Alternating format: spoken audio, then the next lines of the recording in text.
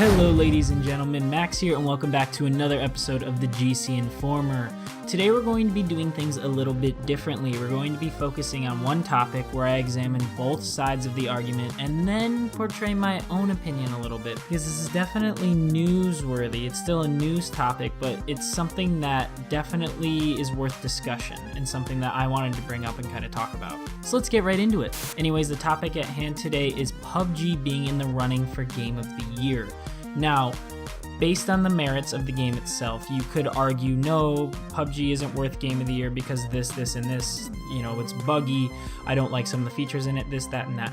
Well, yeah, that's fine, you can argue that, but what I want to talk about is people saying it doesn't belong in Game of the Year running because it's in early access, and that being the sole reason.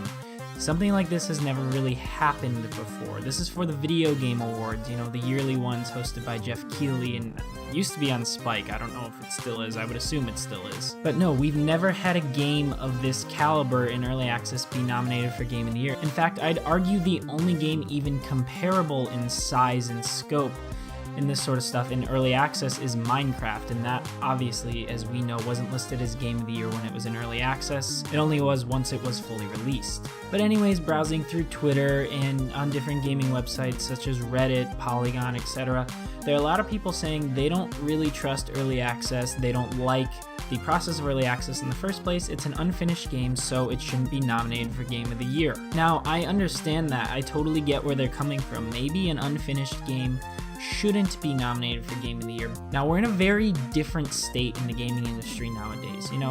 A lot of games come out and they still have a lot of content plans coming later on. Not many games nowadays are released as quote-unquote finished. They're always endless. They're always coming out with a bunch of updates and stuff like that. And you could argue that the only difference between PUBG and these other quote-unquote finished games is that PUBG is letting you know up front it's in early access, it's still being worked on, whereas other games, yeah, they still let you know, but they still just come out as quote-unquote 1.0. But since PUBG has the early access tag on it, they're saying it doesn't belong in Game of the Year. To decide this, I think we have to reevaluate what exactly we consider a Game of the Year to be, what we consider a Game of the Year nominee to have.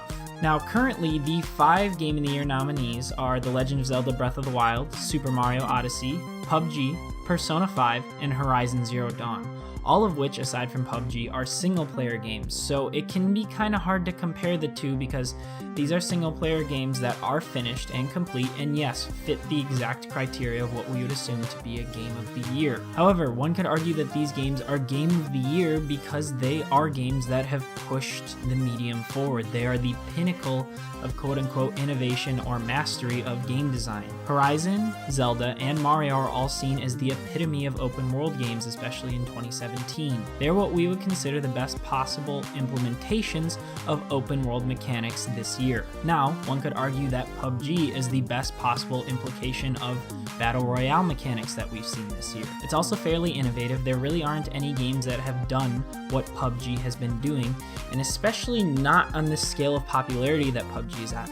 People argue that the Game Awards are based on popularity, and to be fair, Zelda, Mario, Persona, and Horizon are all some of the most popular games of the year.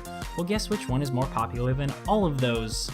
PUBG. If we look at Game of the Year as something that is pushing the medium forward, then you can definitely consider PUBG to be viable in the running for that. To back up this side of the argument is a Polygon article that came out saying PUBG absolutely can and maybe should be Game of the Year. This article argues that PUBG being in early access is actually a feature of the game and not something to knock on it for. The fact that it's always changing, the fact that people are complaining about the things that are changing or loving it, is reason for it to be Game of the Year because it's doing something different. It's doing something that these other games in the running don't do. There's a quote from the article.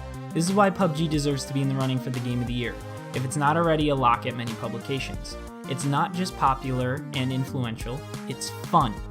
And the evolving nature of what makes the game fun doesn't take away from its existence as an artistic statement, it adds to it. If we are to consider games as art, and if we do want to push the gaming industry forward, the Game of the Year should be the game that represents doing that best. And in this case, that means PUBG should totally be in the running and even win it, according to this Polygon article. But there's still a lot of valid points on the other side of the argument. At the end of the day, PUBG is not a finished game.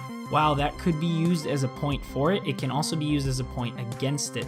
The other 4 games in the running are entirely finished. You could argue that that places them above PUBG automatically. The fact that it's early access means there can be some changes made that make it go entirely downhill in a different game in a year or so and wouldn't be worthy of winning any Game of the Year awards. One could argue that calling a game that's currently in mid-development our Game of the Year totally ruins the point of even giving out the award in the first place, especially if it doesn't even end up coming out this year. People are worried that this game being in the running can set precedent for other early access games being in the running, especially because that seems to be the way to go when developing a game nowadays. It's certainly an interesting discussion that can really go either way.